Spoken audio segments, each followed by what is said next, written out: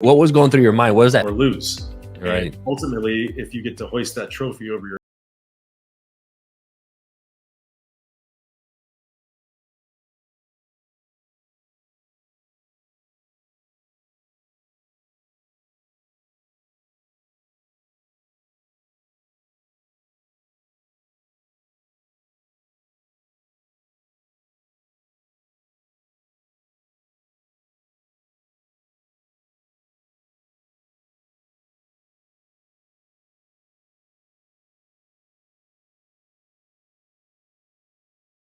Game Changers Live. My name is Sergio Tigera, and we can catch us each and every week on Thursdays at 3 p.m. Eastern on Apple Podcasts, Spotify, Google Podcasts, LinkedIn, Facebook, Instagram, any of your favorite platforms. And we interview people who've been game changers in their field. And we literally have a game changer today. One of my favorite baseball players of all time, Jeff Conine, two-time World Series champion, and Mr. Marlin. Welcome, Jeff. Thank you, Sergio. Great to be here. So Jeff is a 17-year veteran of Major League Baseball, and he was a valuable member of both Marlins World Series Championships during two separate stints. So that was 93 to 97 and 2003 to 05. And I remember those clearly because obviously I'm from Miami, and I was at the first game to see Jeff play there, and throughout it inspired so many people and so many baseball players out there. So after retiring from baseball, he trained for and completed the 2008 Ford Ironman World Championship, becoming the first former major leaguer to finish the endurance race.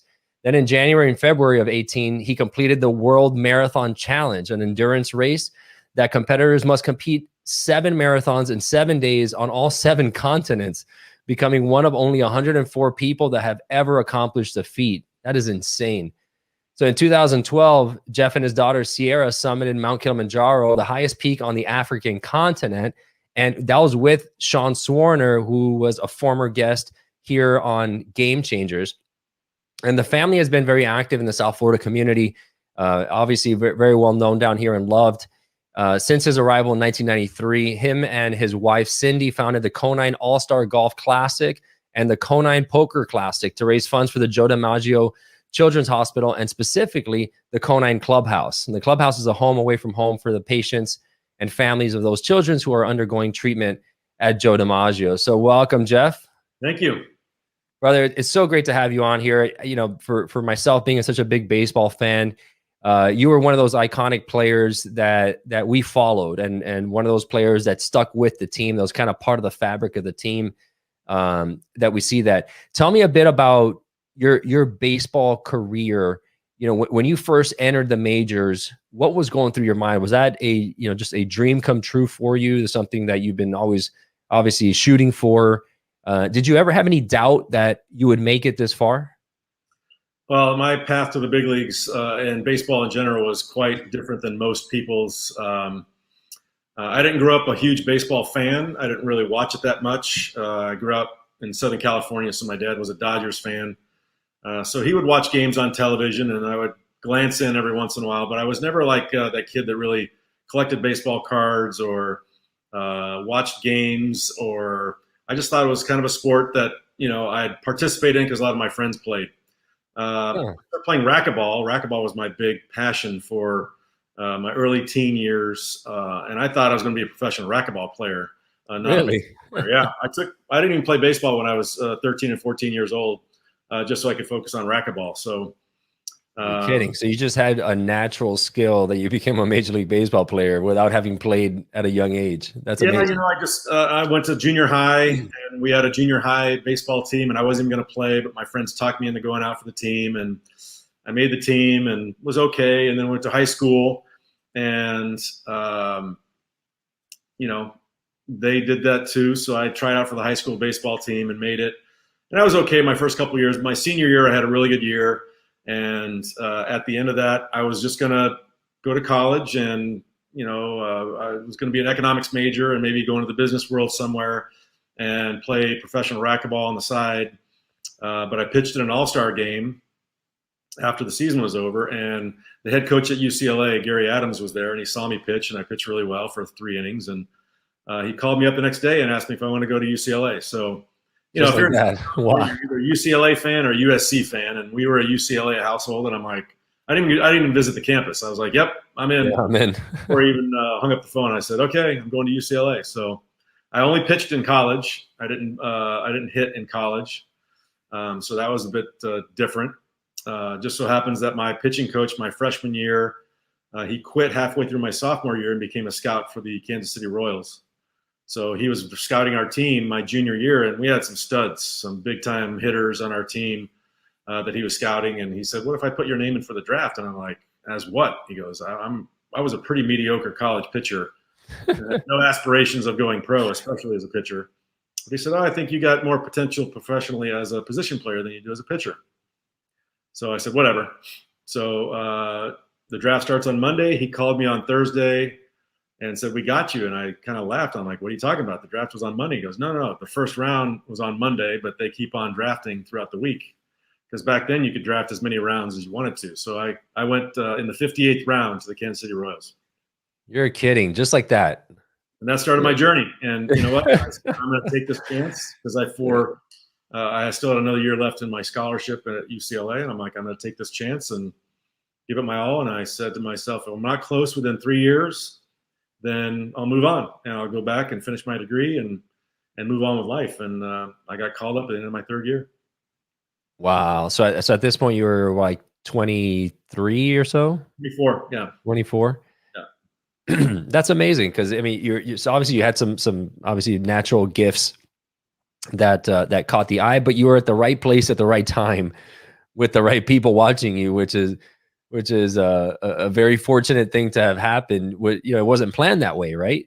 No, absolutely not. I mean, it was just, if he wasn't there at that practice and didn't talk to me about getting drafted, it never would have happened. I wouldn't be talking to you right now, probably. That's incredible. That's incredible. So then you get drafted and you start off with the Marlins, or you start off with the Royals? With the Royals. Came up through their minor league system, and the expansion draft was happening in 1993. So the Rockies and the Marlins were the two new teams that were coming into the National League, and I was left unprotected. So they got a draft from somewhere to stock a major league team and a minor league system. So each team could protect 15 players on their 40-man roster. And the rest, the other 25, were up for grabs to the two new expansion teams. So I was not protected during the first round. And the Marlins selected me the 11th pick of the first round. Wow. So then what was going through your mind? Were you excited about the new franchise, or were you I love Kansas City. Royal Stadium is still one of my favorite stadiums I've ever played in. And you kind of homegrown there, you move up through the system, you made a lot of friends. And right. My minor league time, my A-ball time was spent in the middle of Florida, and I wasn't a big fan of Florida back then because it was incredibly hot. Field that we played on wasn't that great, and I just couldn't wait to leave the state, basically. And so I was kind of keeping my fingers crossed for Colorado because I loved Colorado. Really? I loved playing at Mile High Stadium, and they had a new ballpark coming up and a new fan base, and that was exciting. But when the Marlins chose me, and I knew that I probably had a pretty good shot to be in the big leagues, I mean, that was there was nothing better you could happen at that point in my career. Yeah. So then you get into the Marlins, and leadership is very important in the clubhouse, and the coach sets the tone.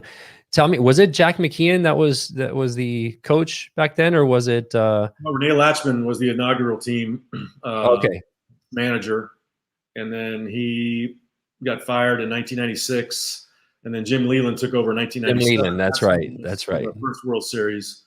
When I came back in 2003, that's when Jack McKeon, he had taken over the team in May of that year, and he led us to the 03 World Series. Yeah. So tell me about, those, the year is a grind. I mean, it's a lot of games. It's especially in the heat, where back then you were playing in the open air here in Miami, and then there was a lot of rainouts, a lot of humidity. How did you stay going and push through all these hard practices and games and the grind of it? How do you keep your head showing up every day? Yeah, it's a grind, and you only play half your games here in South Florida in the heat. And early on in April, May, it's pretty comfortable. But those June, July, August months, September even, are brutal down here. Yeah. You're wearing polyester, and it's amazing how much water you lose during the course of a game.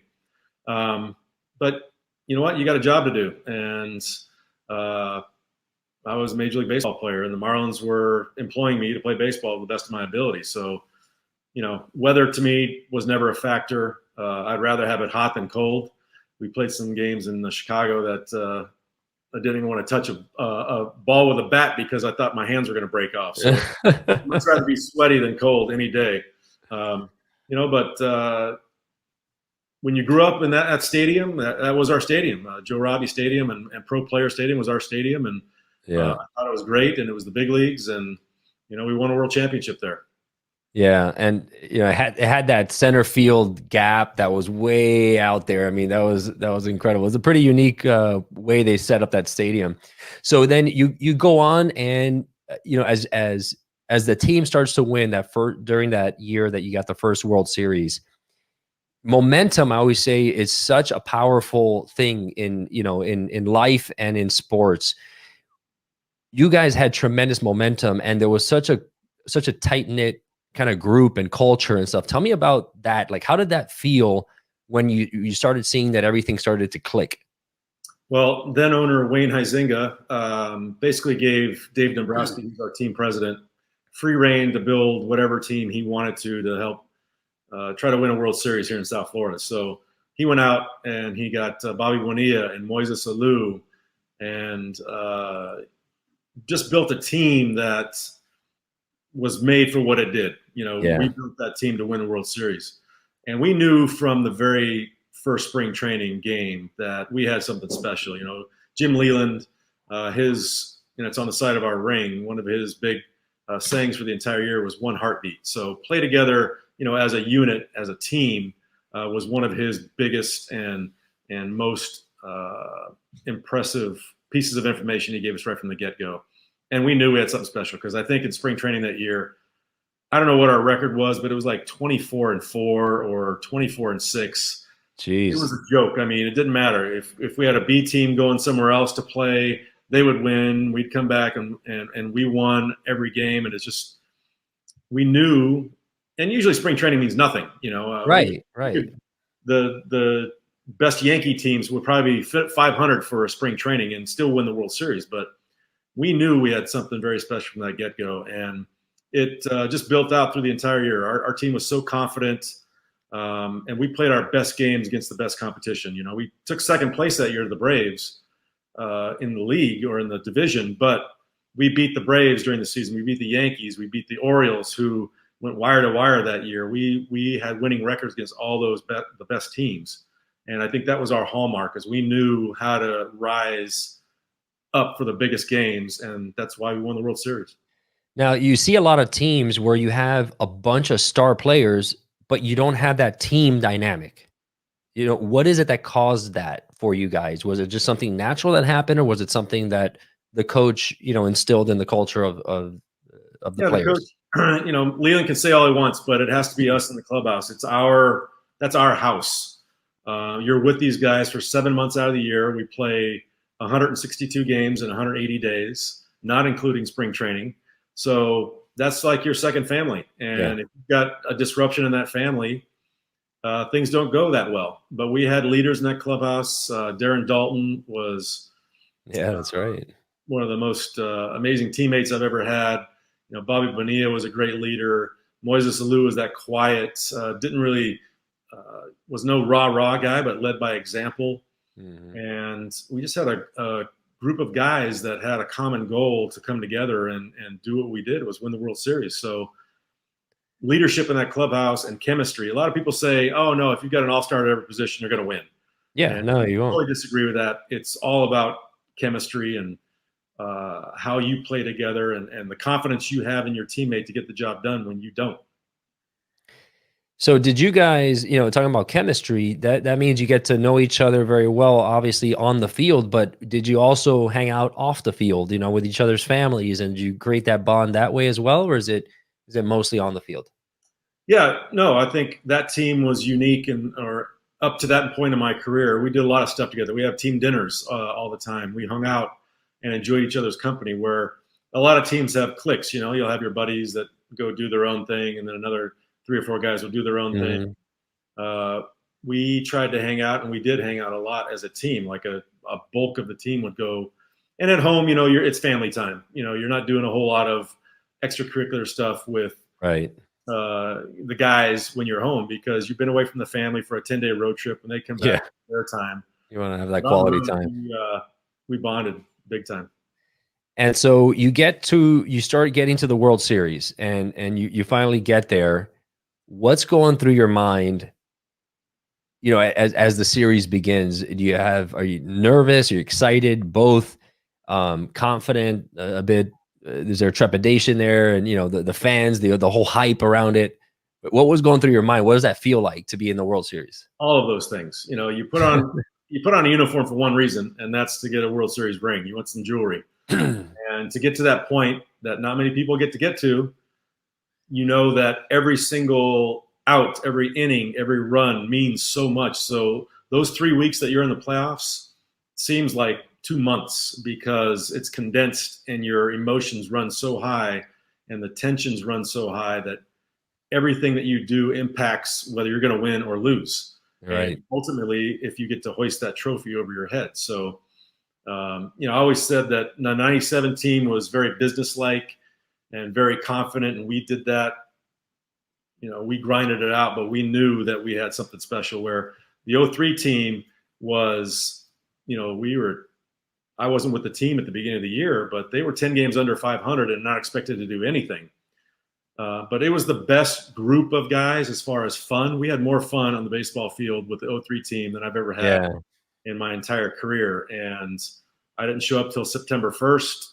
But I always say that month and a half, that month and 3 quarters that I was with that team was the most fun I've ever had.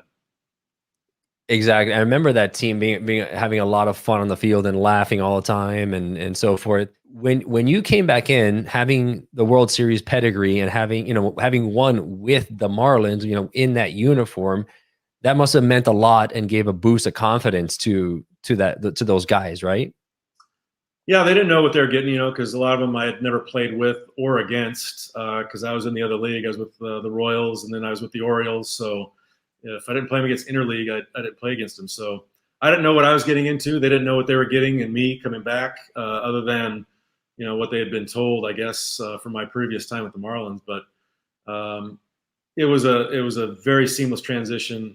These guys took me in as one of their own. Like I'd been there the whole year. And from the first series on, we hit it off really well. And, you know, I stunk for the first 2 weeks of that team. I was not good at all. Really? I remember Jack McKeon had an interview, and they said, you know, what about Conine? You're going to put him on the bench? You're going to put somebody else in? And he goes, he's going to get hot at the right time. And the last 2 weeks, you know, I did my part, and I did really well against the Phillies and finishing up that season. So I got hot at the right time.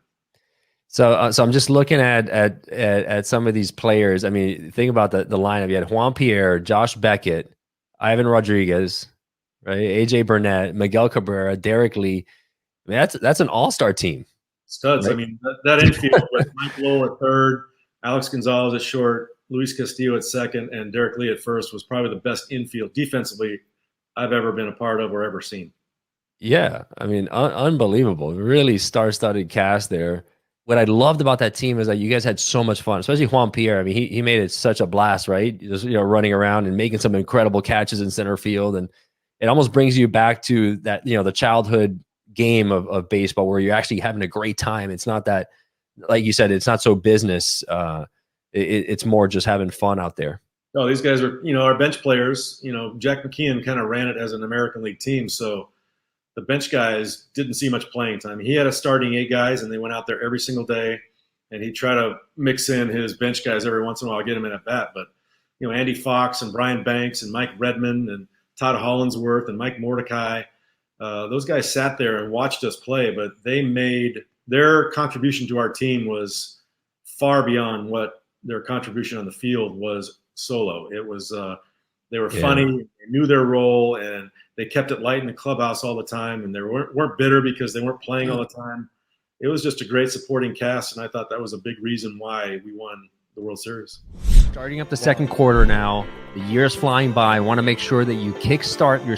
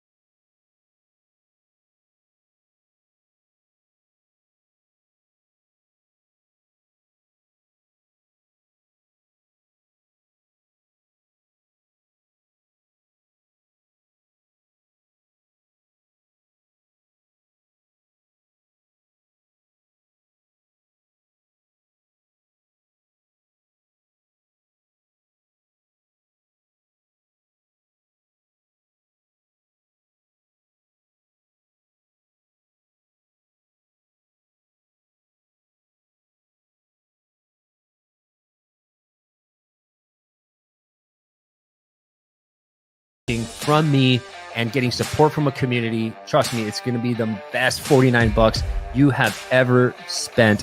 So make sure to click on the link below in the comment section. Go there now and lock it in. We start April 19th, guys. April 19th for 30 days. By May 18th, you guys are going to be on fire. You're going to have met new friends. You're going to have a sense of community. You're going to be rolling in some new habits, some new attitudes. Your success is going to increase, and overall, you're going to be living your better life and getting close to your best life ever. Now, some people retire and then chill out, right? And you go on and you end up doing an Ironman, which is probably harder than in some ways harder than the baseball season. For those of you who aren't familiar with Ironman, that is the most elite level of triathlon, where I think it's like a 2.2 mile swim, and then like a 114-mile bike or something like that, and then a full marathon. Swim, 112 bike, and a full marathon, 26.2 miles. Yeah, and I'm actually having meniscus tear surgery tomorrow, so I'm more inspired by his story now. Tell me about that. I mean, what got you into doing? After you retire, I thought you'd maybe go into broadcasting and hang out, but you stay in shape. I worked for the Marlins for. That's right. In 2009, I started, but I knew that I wanted to do this. And David Sampson, my boss at the time and president of the Marlins, had done it in 2006. And he had told me about it. And I'd been a fan of the race for years and years, and always watched that program at the end of the race, where they highlight some of the athletes and the stories and the hardships and the triumphs. And I just love that human saga that was the Ironman.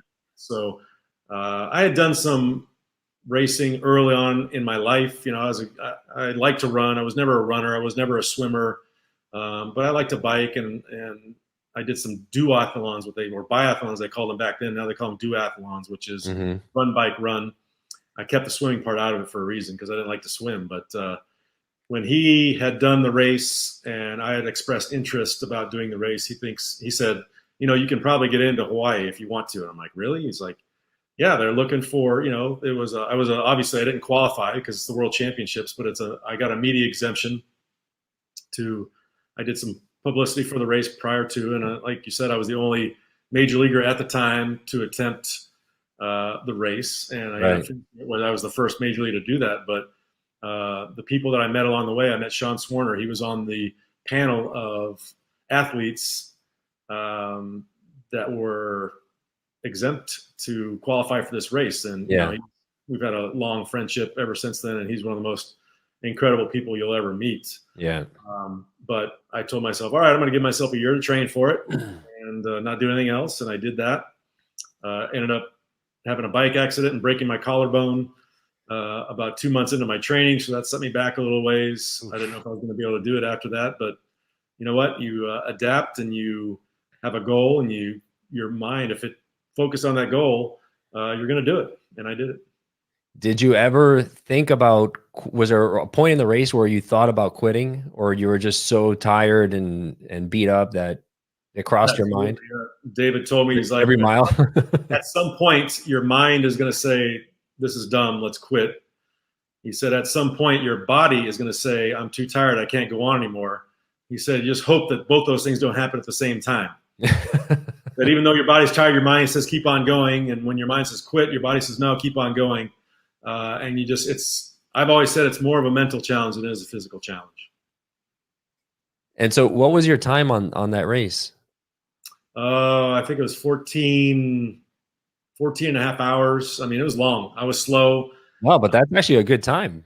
But there's no way I wasn't finishing that race. So I didn't want to go out too fast. I think I could have done quicker, but I just wanted to make sure that I had not a pleasant experience, because you're never pleasant after covering 140 miles. But I didn't want to get into physical trouble and struggle to finish. Well, that's fantastic. Well, congratulations on that. And then you go on to climb, you meet Sean, who is the cancer climber, 2-time cancer survivor. That's climbed all the highest summits in the world, including the North and South Poles. And you decide to take your daughter up with you to Kilimanjaro, which is the highest point in Africa, in Tanzania, almost like 19,000 feet, if I remember. 19,000. And so what made you do that? Was that a bonding opportunity with your daughter, just kind of go through that together? Yeah, I mean, well, Sean badgered me every year. He's like, come on, come up and do Kili with me. Come up and do Kili with me. And, I was busy. I was playing at the time. Oh, you were playing baseball at the time? Well, no. Sorry, I was working for the Marlins at the time. Oh, okay, you were working, all right. I just didn't have a long enough period of time to go do the race. So one year, he's like, hey, man, you should really consider coming up this year. It's my 10th anniversary year. It's going to be a big year. Means a lot to me. I'm like, all right. So we checked it out, and the Marlins happened to be off for 2 weeks. They were on the road, and I didn't have to go on the road with the team. So I had the 2 weeks that I needed to go do the climb. And we initially thought about doing it as a family, but that summer was one of the biggest summers for my son playing baseball. He was trying to get recruited to go to college and ended up going to Duke University. Then my other son had no interest, and my wife was like, what's the sleeping situation like? Is it cold? Because she doesn't like cold. So I said, all right, well, we'll work this year. And then my daughter was like, what about me? How about you and I just go do it? I'm like, oh, all right. And my wife, Cindy, she said, go ahead, do it, go for it. So we planned it all out. And, Sierra, my daughter, was the driving factor behind that. And she said, I want to do it with you. So wow, that's awesome. Incredible experience to be able to do that, something like that with your daughter. And so when you summit it, it takes 7 days to get up to the top. And that last day is very long, right? Because I think you leave at midnight and you start walking up. You finally get there like at, early daybreak. What was that like to be up there, on the top of the continent there with your daughter? It's emotional. You are so exhausted by that point. And, you're looking at the top of that mountain thinking, that's just so long and so far away. We're never going to get there. But as you're going up in the pitch black of night and you get up to one of the crest points at sunrise, you're watching sunrise and having tea. And unfortunately, you still have about an hour and a half to go after that. But when you finally reach that summit, it's just a flow of emotions. I mean, I called my wife. I rented a satellite phone just so we could keep in touch, because I wanted to see how my son's baseball was going and keep in touch with her back home. And we called her from the summit of Kilimanjaro. And it was a short phone call because the wind's blowing about 20 miles an hour, and it's well below zero, and my hand was frozen and I was holding the phone up to my face. but we just embraced and cried and couldn't believe that we had done it. And you're only up there for about 25 minutes. You take your pictures and you head back down. Yeah, 7 days to get up, and then you're down like in a day and a half, right, or a day or so. 5.5 days to get up, and then a day and a half down. It's you're trying to acclimate as you go up to the altitude. Yeah, because altitude sickness is the number one reason people don't make it, because it's not a technical climb, but the elements are a factor. And on the way down, you can race down as fast as you want because you're gaining oxygen as you go down. So yeah, day and a half down is all it took. That's fantastic. Well, and then, speaking of children, obviously you do a lot of work with Joe DiMaggio's Children's Hospital, and you've been a great, supporter of that. And you have your golf tournament that you've had for how many years now? 20 years? This year we had our 27th. 27 years. 27 golf tournaments. So it'd be half my life I've been doing a golf tournament as of this year. It's crazy. Wow. And so you have one obviously coming up this year. When is it? We had it in January. So we have it every January. January. Okay. Usually the Monday after Martin Luther King Day. And, it's just been a overwhelming support from the community in this golf tournament. People really look forward to participating. We usually sell out by Halloween time for the January golf tournament. And we put on an amazing event with all the foundation staff at the hospital, all the volunteers. I've got a probably 15-person volunteer committee that puts in time to get gifts and prizes and donations, sponsors, and this year we raised almost $315,000, and over $7 million in the life of the tournament. Wow. Well, Jeff, man, you are an icon here in South Florida, not only for what you've done on the field but off the field. And I've loved having you on here, man. You're an inspiration. I'll be climbing Kilimanjaro hopefully in August when we plan this trip with Sean. And so if you're on board, you want to give it another try, I'd love to have you come with us. It's a life-altering experience when you go meet those people in Africa and what they have, poverty-wise, but they're great souls, and they help you out to the top of that mountain like you can't believe. And it's just a life-changing experience. You're an inspiration, man. Your stories are inspiring others on their journey, and that's what this is all about. Inspiring other people on their journey with your stories, brother. Thanks for being on, my friend. Thank you, Sergio. If you loved what you heard in today's episode of Game Changers, please subscribe and rate us. The lessons and the stories in these podcasts are immensely valuable, so I invite you to share them with a friend who needs to hear it.